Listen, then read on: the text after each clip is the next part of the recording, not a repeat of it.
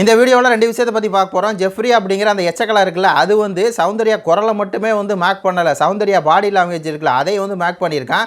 அது என்ன அப்படின்னு சொல்லி பார்க்க போகிறோம். இன்னொரு பக்கம் அவங்க எல்லாருமே வந்து இப்படி கிண்டல் பண்ணிருக்கான், அவன் எல்லாருமே கைதட்டிட்டு இருக்காங்க. அதில் முத்துக்குமரன் மட்டும் பார்த்தீங்கன்னா பேசாமல் படுத்திருக்காரு. எதனால் அவர் பேசாமல் படுத்திருக்காரு அப்படிங்கிறத பற்றி பார்க்க போகிறோம். ஃபஸ்ட்டு வந்து பார்த்தீங்கன்னா இந்த எச்சக்கலை வந்து சௌந்தர்யா குரலில் வந்து ஒவ்வொரு பூக்களுமே அப்படிங்கிற பாட்டை வந்து பாடுதுங்க.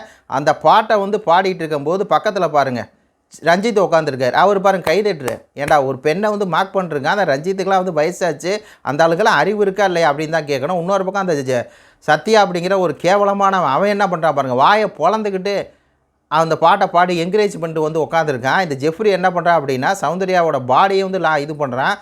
அதாவது அவன் பம்பை வந்து பார்த்தீங்கன்னா இந்த ஃபோட்டோ பார்த்தீங்கன்னா தெரியும், அப்படியே போய் அந்த இதில் இன்னொரு கட்டலில் போய் ஏறி நின்றுக்கிட்டு, ராணுவம் நினைக்கிறேன், அவன் கட்டலில் ஏறி நின்றுக்கிட்டு அந்த பம்பை வந்து பார்த்தீங்கன்னா அவங்க ஒரு மாதிரி வச்சுருப்பாங்க சௌந்தர்யா அப்படின்னு சொல்லி அதே மாதிரி பண்ணி ஒரு பாடியே சேர்த்து வந்து என்ன பண்ணுறாங்க அந்த ஜெஃப்ரி அப்படிங்கிற கேடுகட்டை வந்து மார்க் பண்ணிருக்காங்க.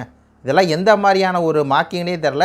மார்க்கிங்கில் உச்சகட்ட மார்க்கிங் ஒருத்தவங்க குரலை எடுத்து அதே மாதிரி வந்து இது பண்ணி அவங்க குரலில் தான் இன்செக்யூரிட்டி இருக்குது அப்படின்னு சொல்லி சொல்கிறாங்க. திருப்பி அதை வச்சு அவ்வளோ தூரம் கேவலமாக கிண்டல் பண்ணது மட்டும் இல்லாமல் ஒரு வகையிலையும் வந்து பண்ணுறாங்க. அன்சிதாவும் சொல்லு டே வேணாண்டா வேணாண்டா அப்படிங்கும்போது அப்படியே வந்து பார்த்திங்கன்னா அந்த பின்னாடி அந்த டிக்கியை வந்து சௌந்தர்யா இதே மாதிரி பண்ணுவாங்க அப்படின்னு சொல்லி பண்ணி காமிக்கிறான் இந்த எச்சக்கலாக இருக்கக்கூடிய அந்த ஜெஃப்ரி. அதுக்கப்புறம் இவங்க எல்லாருமே வந்து பார்த்திங்கன்னா வந்து கைதட்டி கொண்டாடி இருக்காங்க. ஜெஃப்ரி பண்ணுறதான் சரி அப்படின்னு சொல்லி ரஞ்சித் மேலே இருக்க மரியாதையாக போயிடுச்சு. ராணுவம் அப்படி தான் எல்லாருமே அப்படி தான் பண்ணிருக்காங்க. ஆனால் முத்துக்குமரன் மட்டும் எதுவுமே பண்ணாமல் பேசாமல் அமைதியாகவே படுத்துருக்காரு.